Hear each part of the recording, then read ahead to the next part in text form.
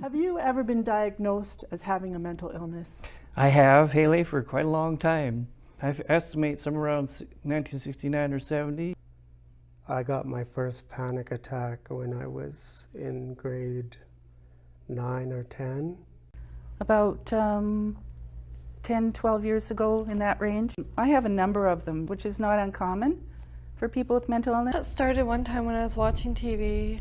I was just chilling, watching TV, and I started seeing words on the bottom of the screen, and it was saying some horrible things to me. I was very scared, so I tried to hide. I was just out for a long drive in New West there, and I was just sort of following things that weren't there a little bit, right? Just inside yourself, what they call voices kind of thing, right? I had psychosis. So when I found out that I had mental illness, it was pretty scary for me because I thought that I was a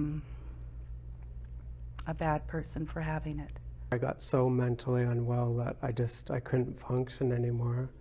I kept repeatedly ending up at this spot in my life where I would do suicide attempts and just depressed and in the psych ward. When I first heard that name, schizophrenia, I said, what kind of a 10-headed monster is that?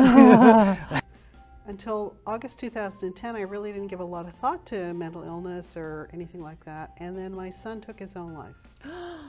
Yeah, it was a pretty horrible, probably the most horrible thing that will ever happen to me in my life. And what I discovered, which I didn't know, was that he had been suffering from a profound depression from a mental illness. My untreated illness affected a lot of people, and mostly my family. But there's good news now, lots of good news. People's lives don't happen, in a linear fashion, right? Like in one direction, going up, up, and up. That we're going to have those ups and downs, and so our job is to support people through the ups and downs. It's been there for quite a while, so I'm aware of it sometimes, and then it's not there at all for a lot of times. Anxiety for me has never gone away. It's always there to some degree. It's sort of like a wave.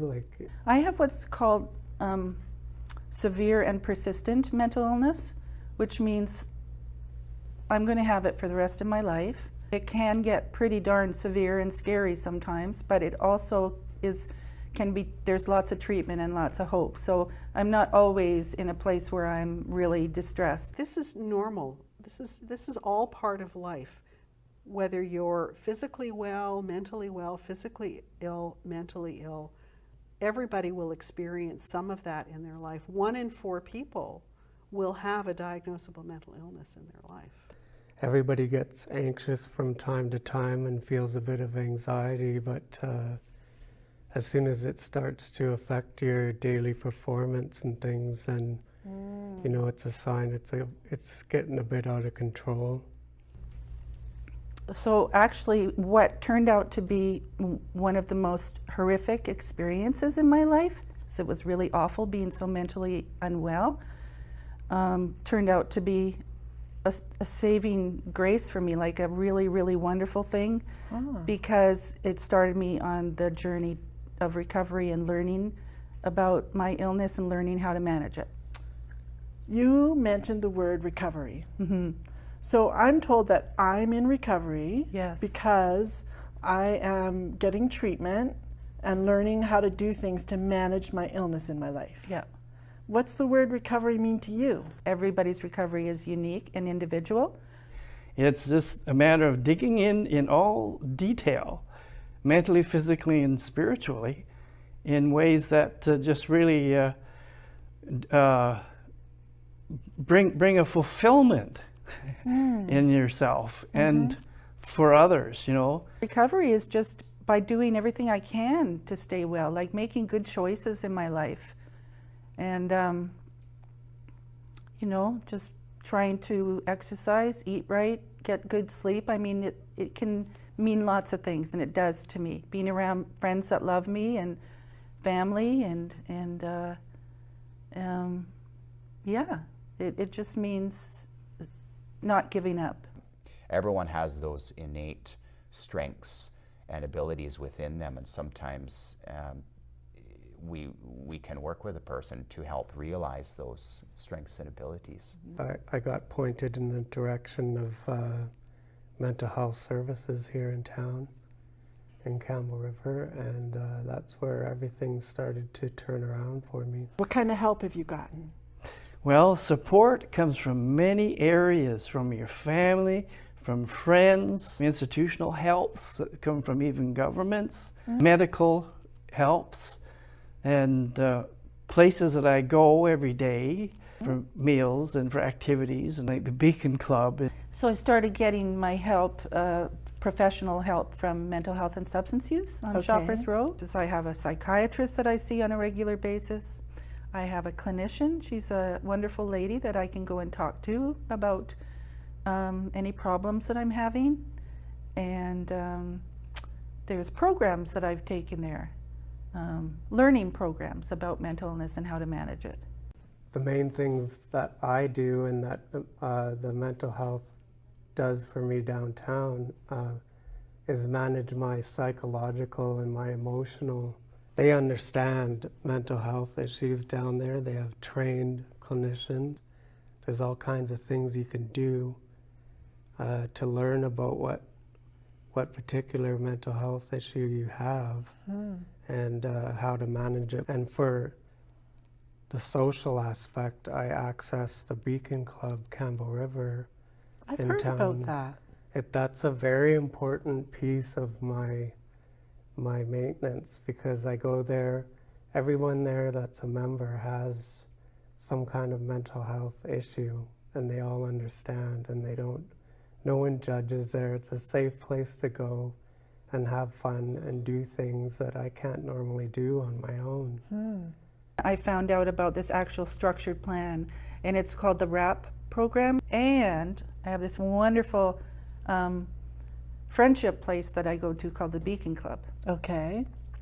And it's a wonderful thing to find people just like me. Like, we all have some sort of mental illness. Not every one of us is different in the sense of how it affects us, but we all have that commonality, and we all can go in and just be totally ourselves with each other and respect. It's such a respectful, warm, welcome environment. It's kind of like a home away from home. Yeah. So a counselor, a psychiatrist, a caseworker. It's been very helpful. They've been helping me get back on track and to get back to a better life. And my family is. Puppets are. How are puppets helpful? They're very helpful. You work with us, don't you? Yes. You do shows at the schools. Yeah. It helps me because everyone's so nice and supportive, and it just really helps me think that I can do this. I can get back on track. What are the person's goals? What do they want to work on? And what are some steps in order to start to get on track with that and then progress through, hopefully. And then also the social and the functioning within a community, integrating back into the community and all the social settings, perhaps with family, friends, and networks. Just being around people makes me feel very positive about my life. And so as well as like having the medication and all the people that support you and your plan, are there coping skills that you've learned along the way? I sort of keep tabs on how well I'm doing in each area, because it's kind of like a tire. If one's sort of deflated, you're going to get kind of a bumpy ride. Grounding skills, like trying to keep myself in the moment and relaxed and thinking about the here and now. Also being grounded. Grounded. Yeah, which is a sense of working with what is, being in the here and now.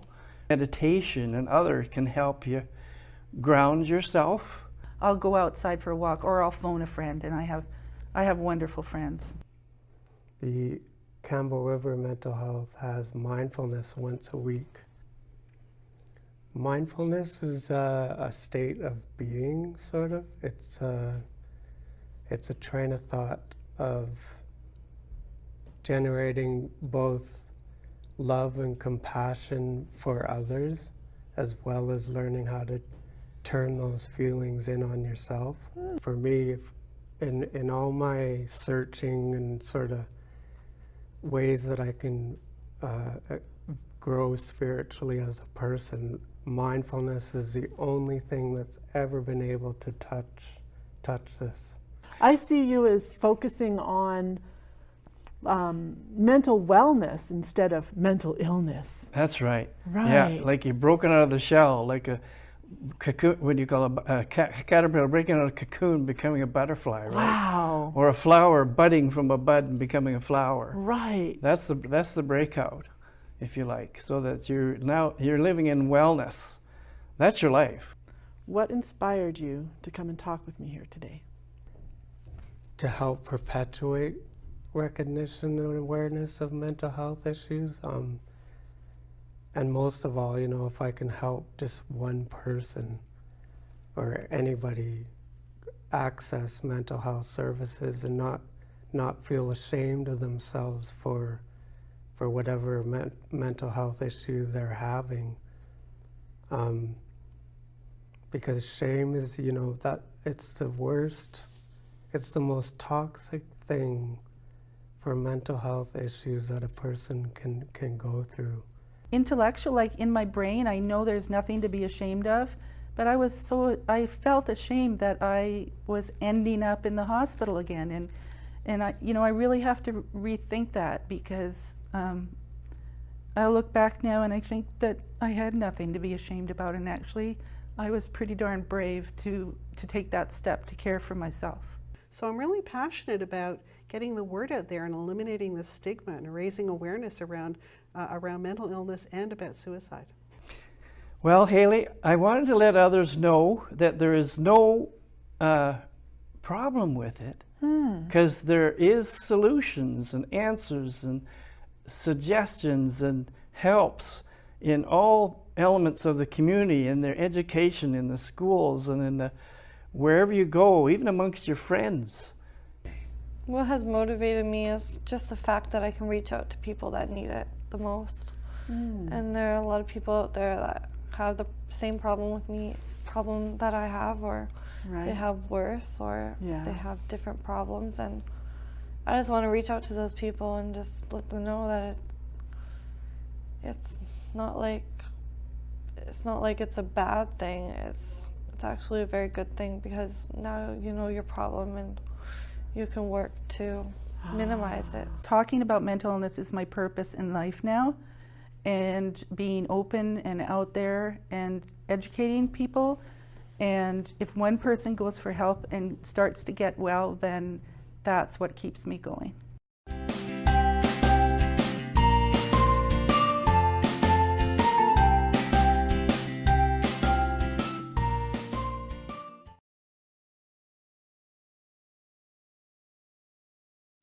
Hailey and the Brainstormers is brought to you by the Campbell River and North Island Schizophrenia Society. Thanks for watching. I hope you like our videos. Please subscribe below to support our cause and to receive all our unique updates.